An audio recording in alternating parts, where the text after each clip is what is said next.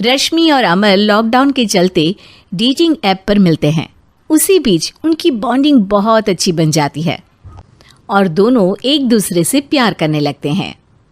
बस लॉकडाउन खत्म होते ही चट मंगी पट शादी। उससे पहले घर में बात तो कर लो। अरे माँ पापा कभी मना नहीं करेंगे। अमर की बात सुन रश्मि खुश हो जाती है। ऐसे ही दिन बीतते हैं और देखते ही देखते लॉकडाउन खुल जाता है, जिसके अगले ही दिन अमर अपने परिवार के साथ रिश्ता लेकर रश्मि के घर पहुंच जाता है। अभी लॉकडाउन खुला ही है और कोरोना तो ख़त्म भी नहीं हुआ, इसलिए ज़्यादा कुछ ना करके अगले कुछ दिनों में छोटे फंक्शन के साथ शादी कर लेते हैं। अमर के पापा की बात पर सब सहमत हो जाते हैं। कुछ दिन बाद दोनों की शादी हो जाती है और रश्मि अपने ससुराल पहुंच जाती है।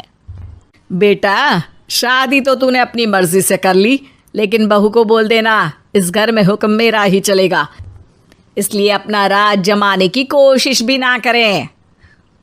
माँ, रश्मि को यहाँ सिर्फ प्यार, आशीर्वाद और अपनापन चाहिए, पैसा या राज नहीं। बेटी की बात पर सास मुंह बनाए वहाँ से चली जाती है और अब वो हर रोज़ रश्मि को परेशान करना और ताने देना शुरू कर देती है। देखो, ये है आजकल की लड़की, इंटरनेट पर लड़कों से बातें करते हुए इन्हें शर्म भी नहीं आती, और यहाँ तो देखो कितनी सीधी सुशील बनकर दिखा रही है। मम्मी, शादी के रिश्ते वाले इंटरनेट ऐप से जब किसी को कोई दिक्कत नहीं है, फिर डेटिंग ऐप के जरिए मिलना किस तरह गलत हो सकता है?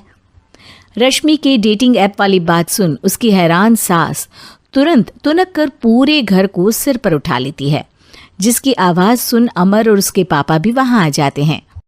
हाय मेरी माता, इतना बड़ा झूठ! डेटिंग ऐप को इंटरनेट के जरिए मिली है बोलकर इस कलमुही को मेरे सर ला बिठा दिया। अरे नास पिटी, तुझे जरा भी शर्म नहीं आई?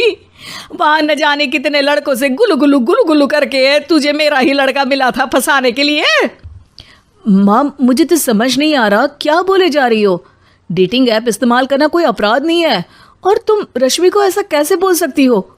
मैं भी तो था उस ऐप पर। पहले उसके लिए माँ से झूठ बोला और अब लड़ाई कर रहा है। सास और अमर की बात सुनकर रश्मि हैरान खड़ी रहती है। अमर, तुमने घर में झूठ क्यों बोला? ये सब देख रही हो ना, इसी की वजह से झूठ बोलना पड़ा। एक तरफ अमर और रश्मि की ये बात चल रही होती है, वहीं दूसरी तरफ सास का नॉन स्टॉप क्लेश सबको परेशान कर देता है। सब एकदम चुप, जो हुआ सो हुआ, अब मुझे कुछ ना सुनाई दे। पति की बात सुन सास चुप होकर वहां से चली जाती है, लेकिन अब वो रश्मि के सिर दुनिया भर के सारे काम डालकर उसका जीना पहले से भी ज्यादा मुश्किल कर देती है।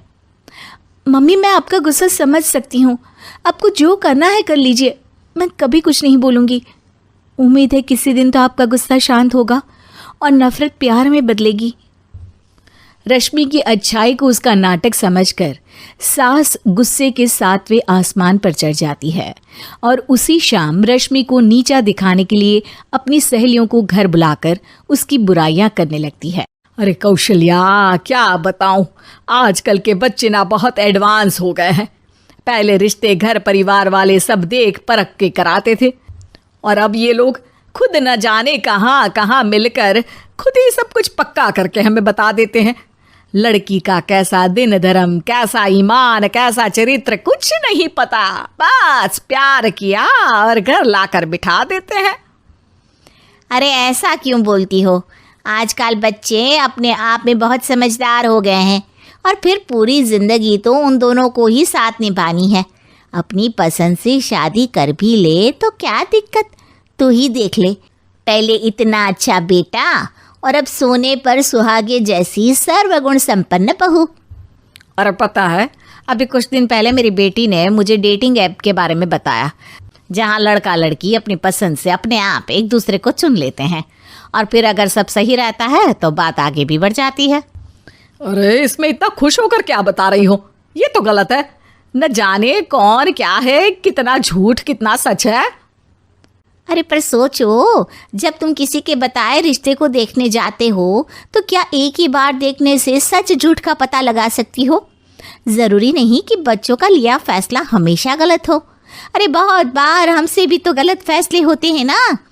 अच्छे बुरे लोग तो हर जगह मिल सकते हैं, फिर इसमें सिर्फ बच्चे ही गलत कैसे?